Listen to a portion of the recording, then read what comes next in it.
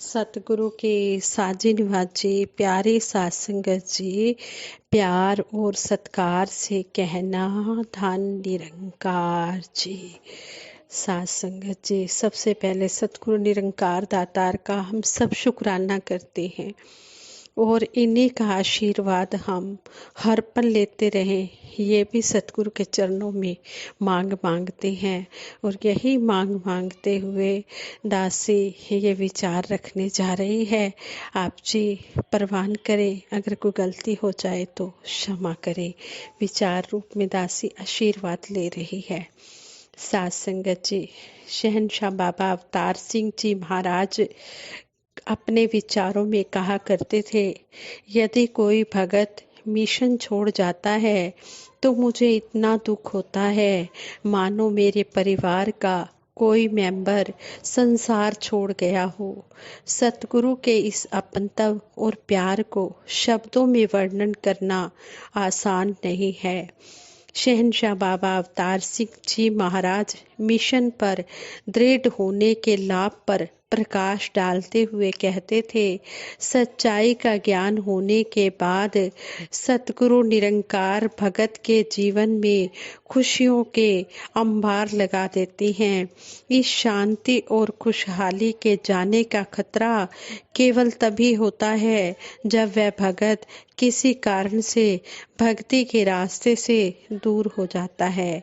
शहनशाह बाबा अवतार सिंह जी महाराज के प्रवचनों के अंतिम अंश सुनाते हुए पूजनीय महात्मा श्री अलमस्त जी ने कहा कि संत एक दूसरे से प्यार और सत्कार करते हैं तो उन्हें हमेशा आनंद मिलता है और वे संसार में शांति फैलाने में भागीदार बनते हैं, शांति फैलाने का काम करते हैं। जब हम सतगुरु से प्यार करते हैं तो निरंकार प्रभु बहुत खुश होता है कि मेरे भेजे हुए पैगंबर को स्वीकार करके सत्कार किया जा रहा है। जब हम निरंकार प्रभु का यशोगान करते हैं तो साकार सतगुरु बहुत खुश होता है कि उसका दिया हुआ ब्रह्म ज्ञान हमारी समझ में आ गया है। परंतु जब हम सभी आपस में प्यार करते हैं तो निरंकार और सतगुरु दोनों ही खुश होते हैं कि उनका संसार में प्यार करने का मिशन सफल हो रहा है। कवि के शब्दों में कहा भी गया है, मेहरबां उन पे अल्लाह भी होगा, मेहरबां उन पे मुर्शद भी होगा, इनके बंदों की खातिर जो अपने मन के मंदिर को सजाए हुए हैं। इसलिए सबसे महत्वपूर्ण बात यही है कि हम सभी आपस में मिलजुल कर प्यार सत्कार से रहें। ब्रह्म ज्ञानी महात्माओं के लिए तो यह और भी ज़्यादा ज़रूरी है। संपूर्ण अवतार वाणी में शहनशाह बाबा अवतार सिंह जी महाराज इस शब्द की ओर ध्यान दिलाते हुए हमें समझाते हैं, इकनू जान के घट घटे अंदर सपना दे नाल प्यार करन, जिन्ना रब दा दर्शन कीता उन्ना दा सत्कार करो, रब बोले ऐना दे अंदर ऐना नू नमस्कार करो। ये बात बिल्कुल स्पष्ट करके हमें समझाई गई है कि मनुष्यों में आपसी प्यार की हानि ही धर्म की गलाने की मुख्य निशानी होती है और तब संसार में पैगंबर प्रकट होता है।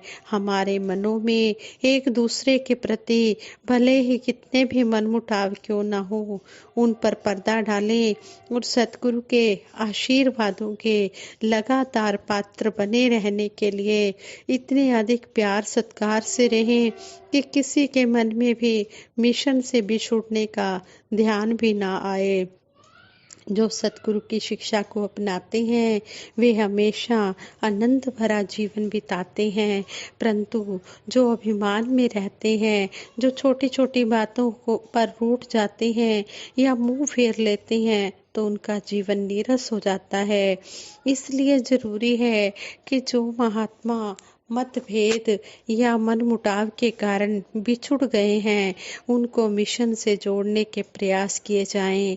कोई भी मिशन को छोड़कर समाज में पीड़ादायक काम ना करे, ताकि सतगुरु को यह ना कहना पड़े, आप है मेरे दोस्त, यह जानता है सारा जमाना, कोई करे खता शर्म मुझको आती है।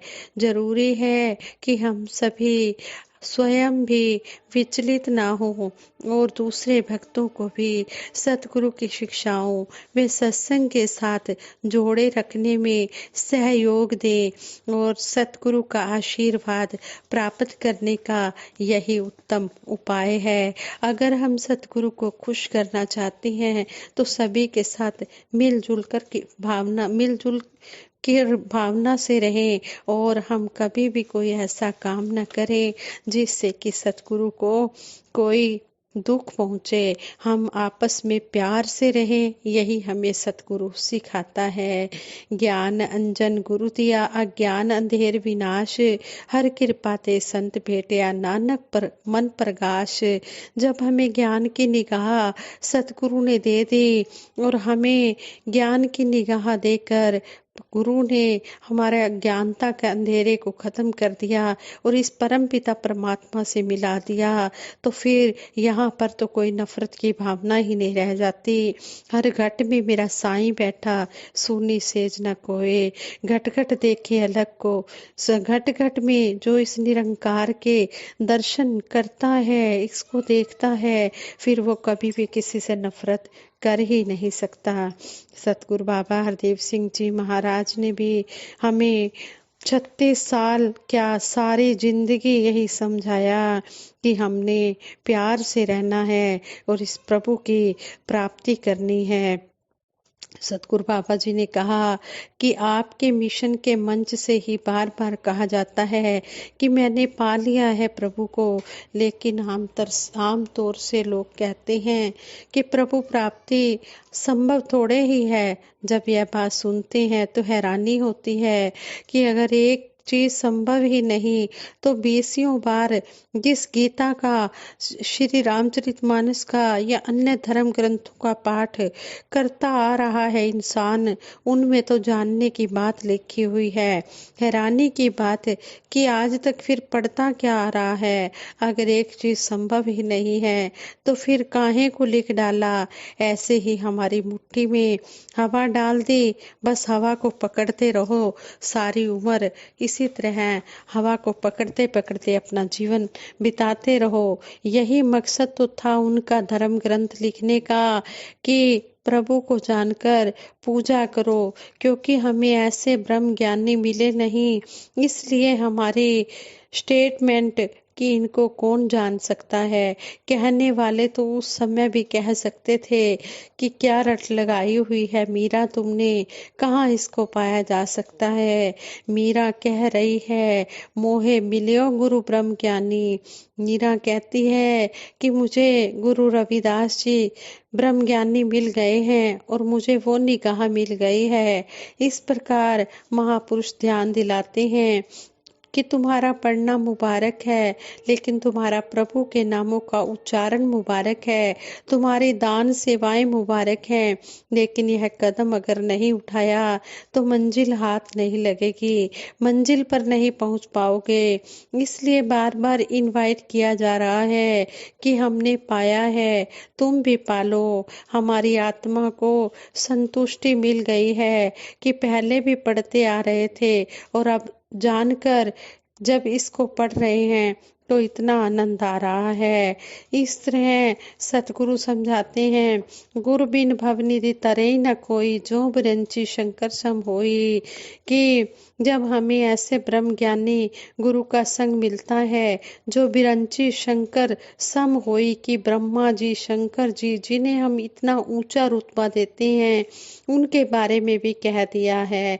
भगवान श्री राम जी ने जब द्वार खटखटाया तो अंदर से आवाज आई कि कौन है, तो भगवान श्री राम जी की जुबान से यही निकला कि वही तो जानने आया हूँ।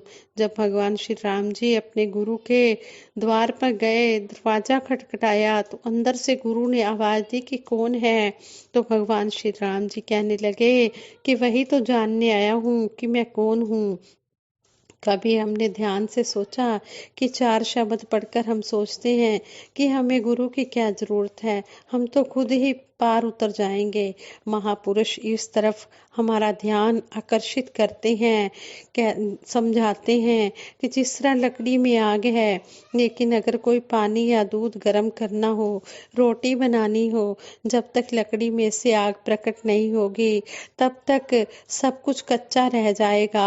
आग प्रकट हुई तो पानी भी गर्म हो सकता है, दूध भी उबल सकता है, रोटी भी पक जाती है। इसी प्रकार परमात्मा हर जगह विद्यमान है, परंतु जब प्रकट होता है तभी वास्तव में हमारा कल्याण होता है। इसलिए महापुरुष संत जन यही संदेश देते हैं कि यह काम जीवन काल में ही करने का है। किसी को भी यह प्राप्ति शरीर छोड़ने के बाद नहीं हुई। चाहे संत कबीर दास जी हुए हों, बाबा बुल्ले शाह जी हुए हों, मीराबाई जी हुई हों, आदि सबको तभी यह नजर मिली जब तक वे जीवित थे और उन्होंने फिर गुरु की शरण पाई और इस परम पिता परमात्मा को पाया। इसलिए महापुरुष यही समझाते हैं कि इस परम पिता परमात्मा को समय रहते, इन श्वासों के रहते, इस शरीर में, इस आत्मा के रहते ही प्राप्त करना है। और प्राप्त करने के बाद, इस ब्रह्म ज्ञान को जान लेने के बाद हमने सबके साथ एकमिक होकर प्यार से रहना है। दातार कृपा करे, सभी को शक्ति सामर्थ्य दे, भक्ति के रंग में रंगे हुए सभी प्रेम नम्रता के भाव से युक्त होकर इस जीवन के सफर को तय करते चले जाएं और इस तरह धरती को संवारते चले जाएं। सभी इनकी तरफ कदम बढ़ाएं ताकि लोक परलोक संवर सके। साथ संगत जी, जो भी दासी ने विचार रखे हैं, दासी को आशीर्वाद देना। जो भी बोल बोले गए हैं, इनको कर्म रूप में धारण कर सके, इनको अमली जामा पहनाए। और आप जी के चरणों में भी दासी यही अरदास करती है, यही हाथ जोड़कर मांग करती है कि हम हमेशा सतगुरु के चरणों में जुड़े रहें और सेवा सिमरन सत्संग करते चले जाएं। जो भी सतगुरु के आदेश आए, जो भी हुक्म आए, उसको हम हूँ बहू मानते चले जाएं और गुरु के आशीर्वादों के पात्र बनते चले जाएं। साथ संगत जी, प्रेम से कहना, धन निरंकार जी।